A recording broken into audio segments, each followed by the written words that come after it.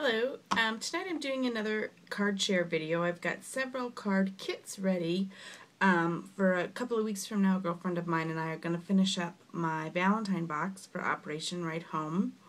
I have to have those into my shipper by December 31st, and I'd like to get them to her before Christmas if I can. So one of the ways that I can make 100 cards a month, which I always get people to ask me how that's even possible, is I do it like this. I'll do it in kits as opposed to a single card at a time. And depending on the paper, 6 or 12 at a time, what have you. And then I put them in kits, and I put them in a baggie with all the little pieces that go with it. And then in front of the television or on the train down to my parents, or like this time with a friend, we'll just assemble them all.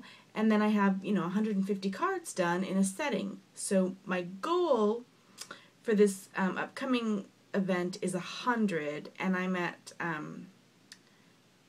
24, 48. I think I'm at 56 right now. Kit's ready for 56. So I thought I'd go through and show you a couple, show you the kits that I have together for this. I keep them in my craft room in a big Rubbermaid shoebox. I'm sure that's how probably all of you, most of you, organize things in your craft room. So I'll move this out of the way. And then I'll show you each card. I'm going to take it out of the bag and in the bag so I don't get them all confused. But this one is just some pretty layers, a graphic 45 sheet back here from the craft line. Stampin' Up punches, those layering sentiments and punches are so nice, and a little bit of bling, ribbon from Joann's. This is a Stampin' Up stamp that I embossed. These are Nestability Spellbinders, two different sets, the hearts and the heart scallops. And then back here I stamped the French script. Pretend like you don't notice that it's upside down, but whatever. Nobody's going to know. So then that's all layered out. So all of the pieces for that are cut and are in this baggie. Like, I've punched all the little punches, I've stamped the sentiments, I've embossed the butterflies and put them on here. And all that's ready to go. And I wanted to show you another thing, and I might say her name wrong. I believe it's Saesong.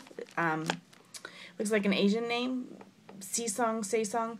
She taught me this. So my hearts, can you see that? You need a piece of light, right? I punched them out of here, out of this black, but this black is this layer. See, I only need to show 1/4 of an inch all the way around. So as long as I put my frame in there, I can save all that paper. And this is some amazing, if you can hear it, just unbelievably phenomenal cardstock that was given to me by a printer. So I don't want to waste it. So I cut the Nestability's heart out, and I also find then when I run the tape across the print here, the designer paper, to put it on to the black, it'll leave these holes, and I feel like it adheres a little better when I have these cutouts. So then this label, I think this is a label from Stampin' Up! In the cranberry, that's also cut out of this cranberry stock. Why waste it, right? It's gorgeous paper in there. So that's this one. There are 12 of these ready to be made. Oops.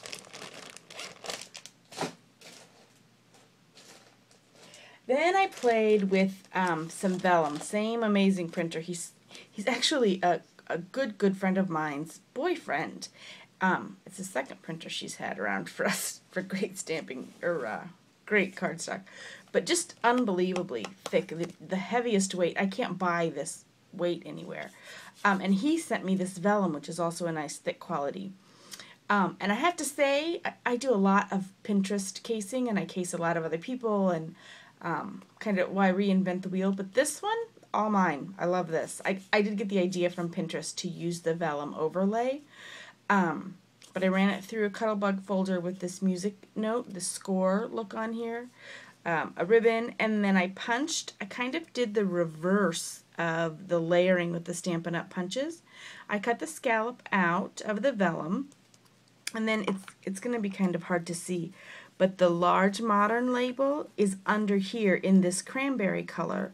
And then I layered this, the oval on top of there. Just gave it a little bit of bling. I'm not sure when my friend and I get together to assemble these, we might do them up a little different. I know I need some black bling in this circle. I don't know how. Maybe pearl pen, but I put that one in there for now. So that's my first one with the vellum. Oh, and I want to show you the inside. This, I'll read it to you because it's kind of fine. Music speaks what cannot be expressed, soothes the mind and gives it rest, heals the heart and makes it whole, flows from heaven to the soul. That sentiment is from Raisin Boat. If you haven't found Raisin Boat, they are essentially Netflix for rubber stamping. I pay a few dollars a month and I get 2 different sets in the mail. I can use them as long as I want, independent of each other. I can send one back and keep the other. And that's the Symphony set there. So that's one vellum set. Here's another one, music note also. This image is from that Raisin Boat set. I added a white skinny satin ribbon up here to tie that one together. This one I really like. I have the biggest crush on owls these days. I just love owls. And this Cuttlebug folder with the owl and the scroll along the side, I've had a hard time using. So I stamped the big Paisley stamp from Stampin' Up! In green on a sheet of white, and I ran the vellum through the Cuttlebug with this owl, stamped I'll Always Love You up here in black. I should have done it in brown. I wish I'd done it in brown in hindsight. And then I took Tim Holtz tea dye, Distress ink, and just sponged it over so the image popped up a bit. Mounted that on a chocolate brown mat on a white card, and I stamped a little owl inside in the same green as the front. So 12 of those.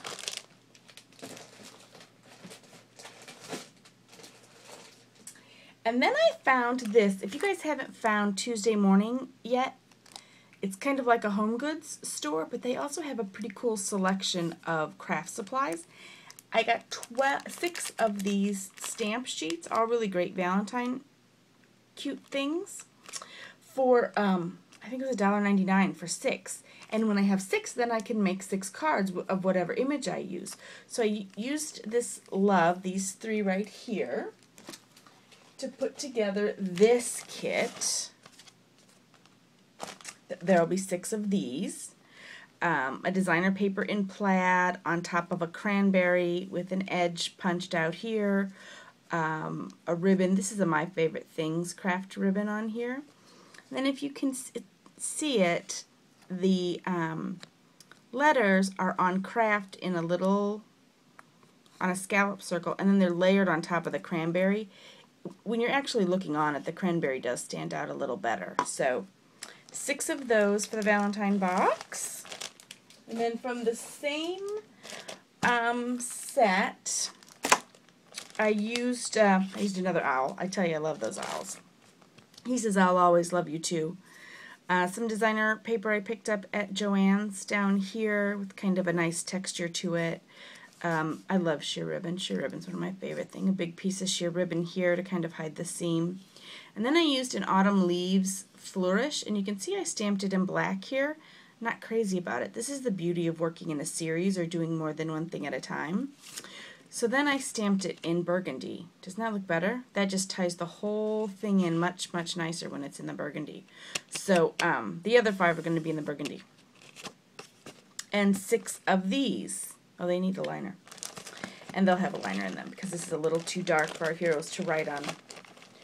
So 56 cards ready to make for Jen and I to make. A couple of weeks from now, I'll probably have another 40 or 50 kits assembled then, so we can get that box ready to go out to my shipper for Operation Ride Home.